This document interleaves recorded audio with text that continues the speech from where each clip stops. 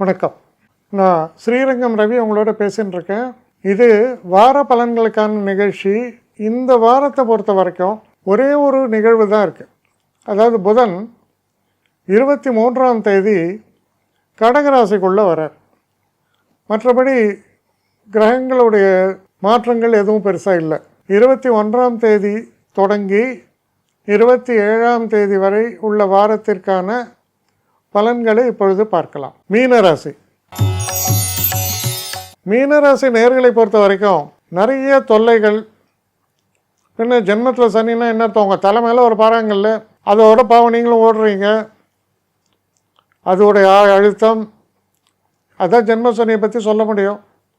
நிறைய நமக்கு வர வேண்டிய தொல்லைகள், வழியில் வந்த தொல்லைகள், எதிர்த்தாப்பில் வந்த தொல்லைகள், இப்படி சொல்லலாம்.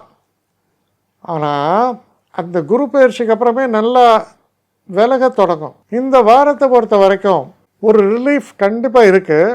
ஆனால் அந்த ரிலீஃப்னால் முழுமையான பெனிஃபிட்ஸ் உங்களுக்கு இன்னும் வந்து சேரலை.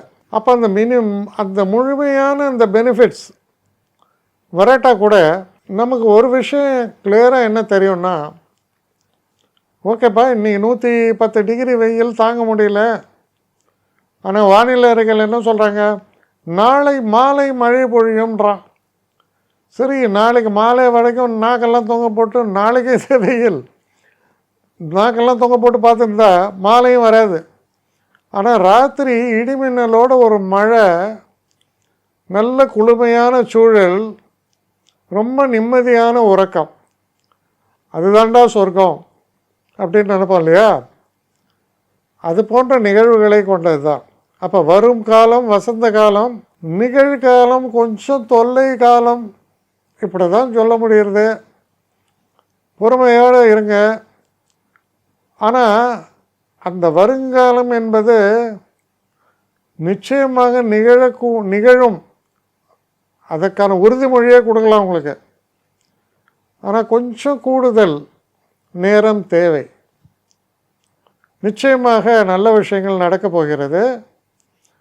மனதில் தைரியத்தோடும் உற்சாகத்தோடும் இருங்கள். பிரச்சனைகள் வந்தால் அதை சந்திக்கக்கூடிய ஆற்றல் உங்களுக்கு நிச்சயமாக இருக்குது இந்த காலகட்டத்தில். அதுக்கான இன்டெலிஜென்ஸ், அதுக்கான ஒரு ப்ராப்பர் அப்ரோச் எல்லாமே பர்ஃபெக்டாக இருக்குது. தைரியமாக செயல்படுங்க.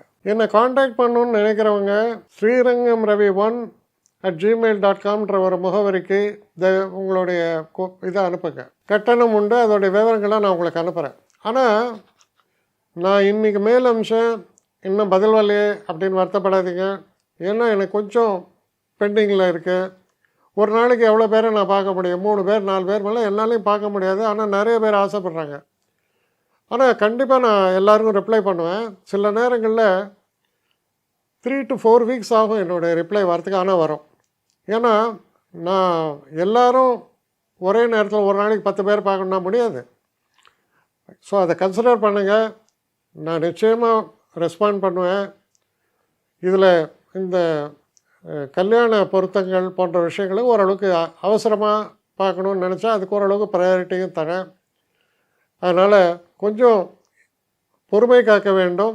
கொஞ்சம் டிலே ஆகிறதுக்காக என்னை மன்னிக்கணும். ஆனால் ஐ மீன் ஹெல்ப்லெஸ் சுச்சுவேஷன். அதனால தான் நிச்சயமாக ஐ வில் ரிப்ளை யூ.